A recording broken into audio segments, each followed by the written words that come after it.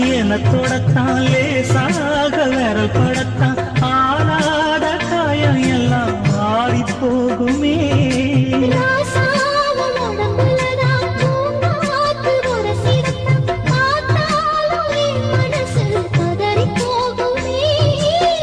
சாமியுண்டு காவலுக்கு அச்சப்பட தேவையில்லை.